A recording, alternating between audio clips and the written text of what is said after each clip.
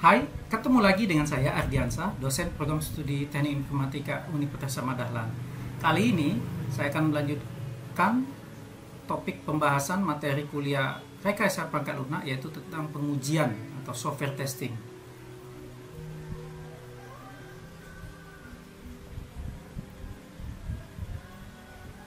Pada video kuliah kali ini kita akan membahas konsep-konsep dasar tentang software testing.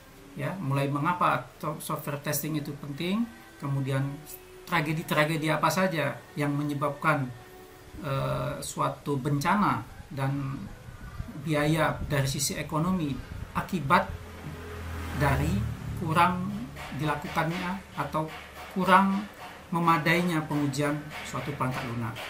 Ya, kemudian apa saja jenis-jenis pengujian perangkat lunak. Untuk itu, mari kita mulai masuk pembahasan pengenalan atau pengantar pengujian perangkat lunak ini. Anda pasti akrab dengan beberapa jenis error ya ketika menggunakan software atau ketika dalam mendownload suatu program. Misalnya yang tampil pada layar ini, atau kemudian error bentuknya seperti ini ya, atau mungkin bentuk lainnya seperti ini yang mungkin akrab bagi programmer PHP. Yang kesemuanya itu, jika pada tahap frustasi tertentu menyebabkan Anda menjadi seperti ini. Coba Anda bayangkan ketika error, kesalahan atau bug yang menyebabkan Anda frustasi tadi mengakibatkan hal seperti ini.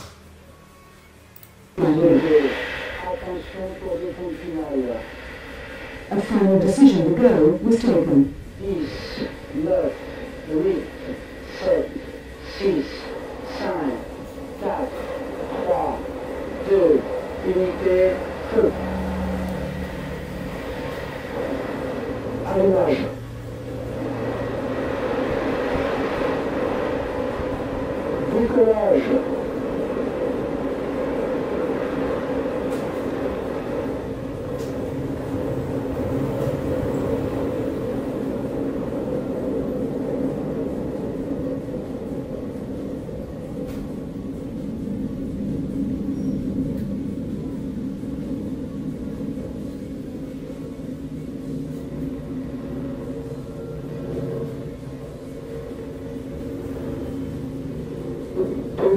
Boom.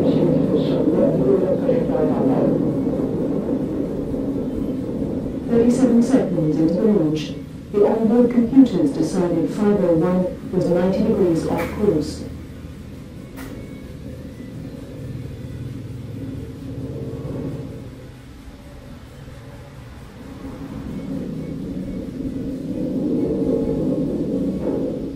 They made an automatic adjustment to the trajectory as the rocket was traveling at the speed of sound.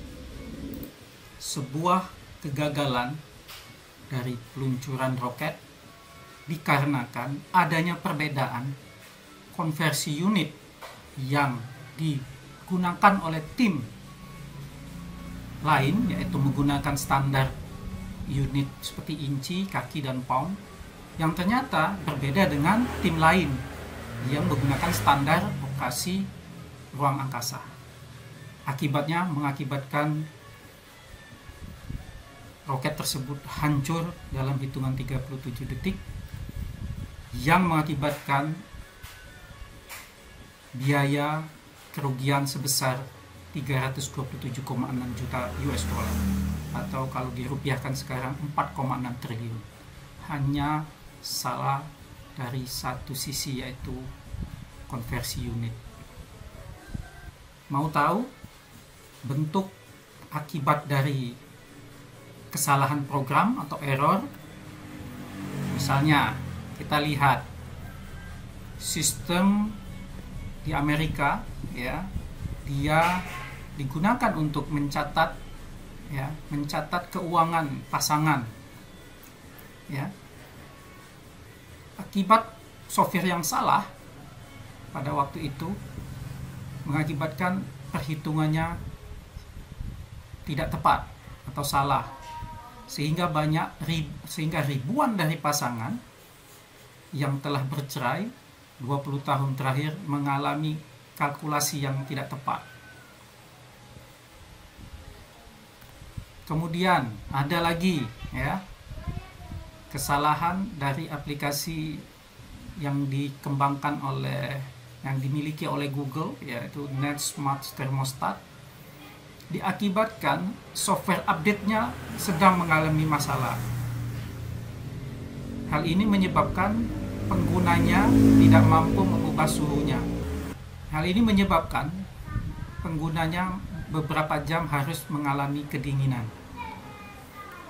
Contoh dalam negeri ya, Indonesia baru-baru ini saja kita mengetahui bahwa ada 91 juta akun Tokopedia bocor dan dijual beli secara bebas di luar.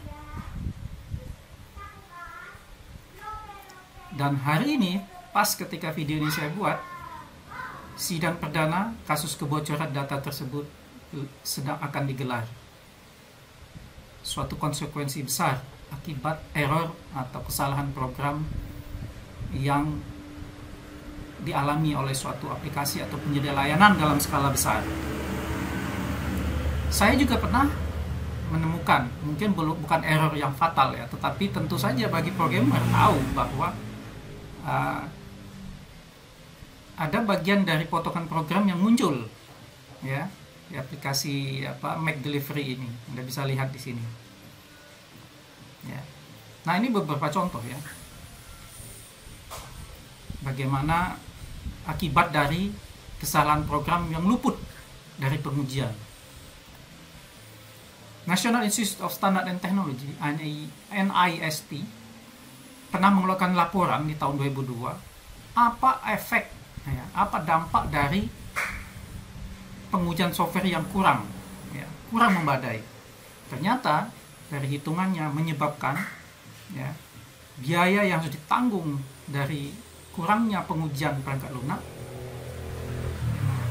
sekitar 22 hingga 59 miliar US dollar dalam setahun. Nah, dari situ kita mafhum bahwa ternyata software testing atau pengujian perangkat lunak itu sangat penting. Karena kerja keras para tim development, programmer, analis, desainer UI dan UX itu akan dipertaruhkan. Ya, dan tentu saja nama baik perusahaan dipertaruhkan apabila pengujiannya tidak memadai. Sehingga karir software tester, manager pengujian ini menjadi sangat penting.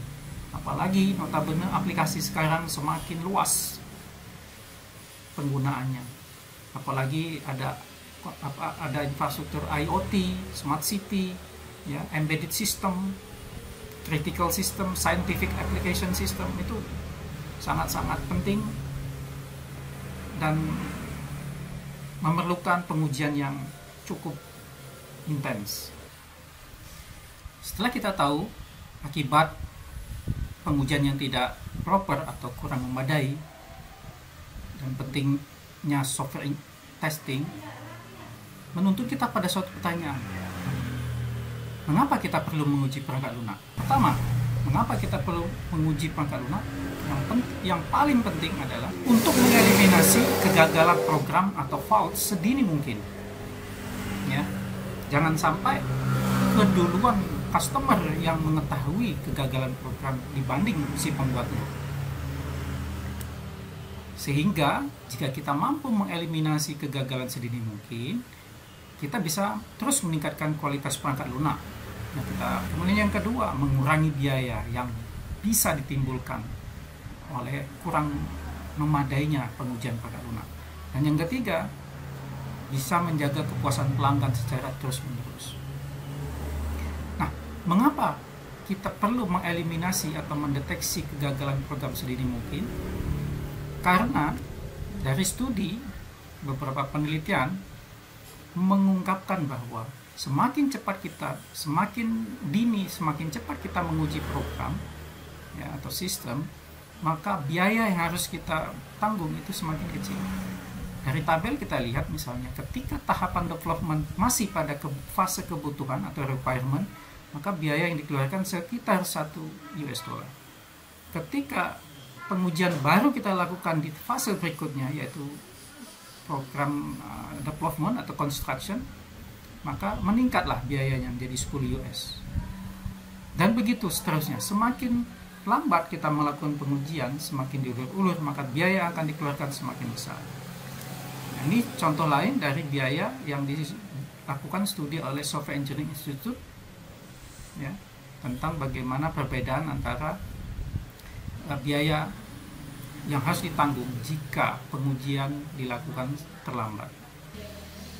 Nah, sekarang kita akan membahas tentang konsep dasar dari software testing itu sendiri. Beberapa hal konsep dasar yang perlu Anda ketahui. Yang pertama yaitu adalah dynamic testing atau pengujian dinamis. Ini adalah merupakan suatu proses pengeksekusian program atau sistem yang mau diuji yang dimaksudkan untuk menemukan error. Ya. Jadi ketika kita menjalankan mengeksekusi sebuah program yang sudah di-develop, yang sudah diprogram oleh programmer, maka ketika itu dijalankan, maka ini disebut dengan pengujian dinamis. Yang kedua adalah pengujian statis. Ini merupakan bagian dari aktivitas pengujian yang tujuannya untuk menemukan cacat perangkat lunak dengan cara membaca, menginspeksi, mereview, dan menganalisa komponen-komponen statis suatu software. Apa saja komponen statis tersebut? Bisa berupa kode, program, source code, ya, bisa dokumen yang terkait, dan model. Kemudian yang ketiga adalah debugging.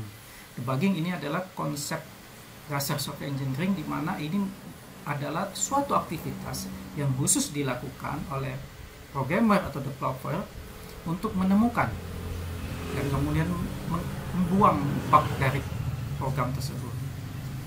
Nah, debugging ini dilakukan tentu saja ketika error sudah diketahui posisinya sudah diketahui di mana keberadaan dari error tersebut.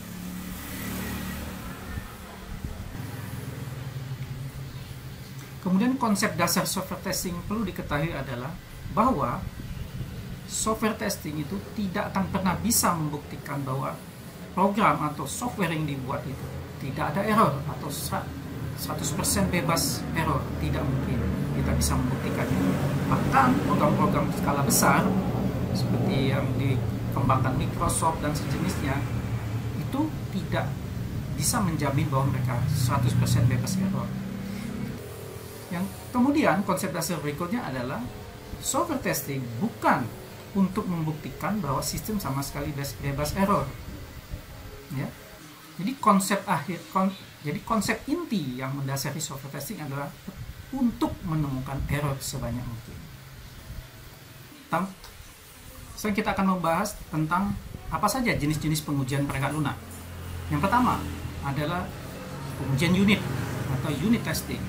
Ini dilakukan oleh programmer, ya, yang mengcoding program tersebut, yang mana dia langsung melihat source code tersebut, ya. Teknik yang digunakan adalah white box. Nah, pengujian unit ini biasanya yang diuji adalah suatu function atau metode. Kemudian yang kedua, pengujian integrasi atau integration test. Konsepnya adalah pengujian ini tetap juga dilakukan oleh programmer yang membuat source code-nya, yang membuat programnya. Nah, fokusnya adalah beda dengan unit. Kalau tadi unit hanya menguji function atau metode, maka kalau integration dia akan menguji setiap kelas, ya, setiap kelas yang sudah dibuat. Functional test dilakukan oleh tester, jadi bukan programmer, tester independent. Ya, jadi bukan programmer yang menjadi bagian pembuatan software tersebut. Apa yang diuji? Yang diuji adalah fungsi-fungsi yang sudah berjalan. Artinya pengujian dilakukan kepada pengujian fungsional ini dilakukan kepada keseluruhan produk yang sudah berjalan. Ya. Fokusnya adalah dengan memberikan suatu input, maka akan diamati outputnya seperti apa. Nah, untuk itu teknik yang digunakan adalah black box. Kemudian pengujian sistem. Pengujian sistem dilakukan sama oleh independent tester juga, namun diperluas selain semua produk yang diuji, tetapi langsung diuji pada lingkungan, situasi, kondisi real yang akan berlaku pada software tersebut ketika dirilis nanti. Misalnya ya, ketika kita mengembangkan aplikasi pemesanan ojek online, maka ketika pengujian sistem, maka kita harus membuat skenario yang benar sesuai kondisi yang akan terjadi nantinya. Jadi akan ada seorang user yang berada di pinggir jalan atau dalam rumah, dia akan memesan driver, kemudian driver datang. Nah, itu harus dites dalam situasi yang nyata seperti itu. Nah, setelah pengujian sistem, maka kita beralih ke pengujian acceptance. Nah, kalau di sini pengujian acceptance itu dilakukan oleh pengguna langsung, pengguna. Jadi pengguna yang akan menguji aplikasi ini secara keseluruhan dengan lingkungan yang nyata. Tekniknya juga sama black box. Kemudian beta testing. Beta testing ini dilakukan oleh sekumpulan pelanggan potensial yang akan mencoba produk tersebut. Ini mirip sama acceptance test. Bedanya, kalau acceptance test biasanya ini akan terkait dengan proyek software yang dikerjakan untuk kebutuhan konsumen spesifik, misalnya perusahaan, pemerintah, dan sebagainya. Kalau beta test biasanya ini digunakan oleh software-software yang bertujuan penggunaannya massal.